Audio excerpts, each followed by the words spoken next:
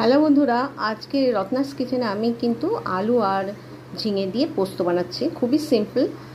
আর পোস্ত বেটে নিয়েছি এখানে লঙ্কা ছাড়া, যেহেতু আমার ঘরে দুজন বাচ্চা আছে, একদম লঙ্কা খেতে পারে না, তাই জন্য, এবং পোস্ত খেতে ভালোবাসে, তাই পোস্ত আমি নর্মালি বেটে নিয়েছি একটু জল দিয়ে।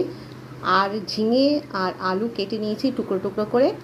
আর একটা গোটা কাঁচা লঙ্কা নিয়েছি আর নুন নিয়েছি আন্দাজ মতন। আর হচ্ছে তেল বসিয়ে দিয়েছি। তো এই কড়াটা দেখে বন্ধুরা আপনারা কিছু মনে করবেন না, এই কড়াটা কিন্তু আমি ইউজ করতে খুব কমফর্ট ফিল করি। কড়ায় আমার মেয়ে কিন্তু ভীষণ বকে। যাই হোক, আমি কড়ার মধ্যে তেল দিয়ে দিয়েছি, খুব সামান্য তেল দিয়ে দিয়েছি। এবার ঝিঙে আলু আমি এর মধ্যে ছেড়ে দেবো। তো ঝিঙে ধুয়ে নিয়েছি ভালো করে, ঝিঙে আলু। তো আমি ঝিঙে আর আলু ছেড়ে দিয়েছি।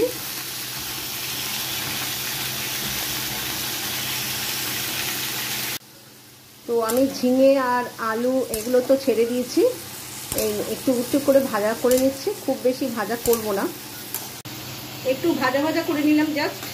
যেহেতু আলুগুলো একটুখানি মোটা মোটা করে কাটা। আর নুন আন্দাজ মতন দিয়ে দিচ্ছি। আর আমি এখানে কিন্তু হলুদ কিছু ইউজ করবো না, আন্দাজ মতন দিয়ে দিয়েছি। এবার দিয়ে দিচ্ছি পোস্ত বাটা।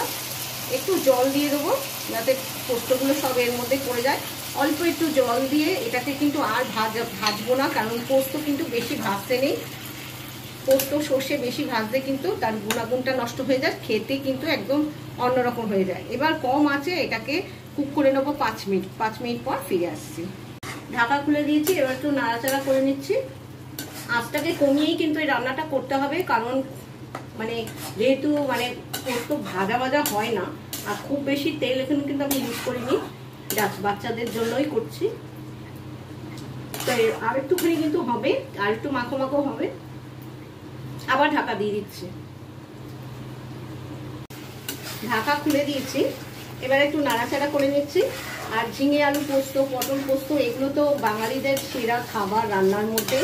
আর তাই আজকে আমি বানিয়ে ফেললাম। আমি এরকম ধরনের রেসিপি অনেক দিয়েছি।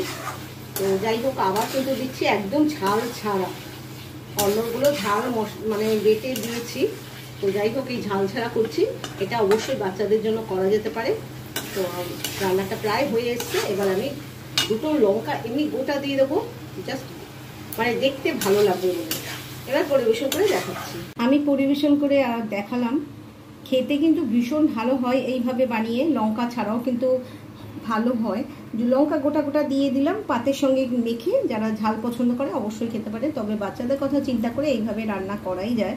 তো কেমন লাগলো রেসিপি? যদি ভালো লেগে থাকে অবশ্যই একবার ট্রাই করবেন আর সকলের সঙ্গে শেয়ার করে দেবেন।